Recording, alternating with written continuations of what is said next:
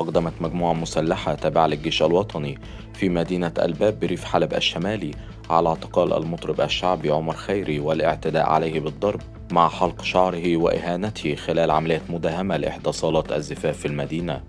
ووفقا للمعلومات التي حصل عليها نشطاء المرصد السوري، فإن عملية الاعتقال جاءت بسبب غنائه في وقت سابق للجيش السوري خلال عهد نظام الأسد واتهامه بالتشبيح. وأظهرت مشاهد مصورة التقطت أثناء عملية الاعتقال تعرض المطرب للإهانة الجسدية والنفسية، شمل حلق شعره ورسم رسومات على وجهه وسط توثيق لحظات إجباره على ترديد أغاني للرئيس السوري الحالي. يلا والله باسمك كبرنا وعلينا يا جولاني يا ابو محمد قائدنا.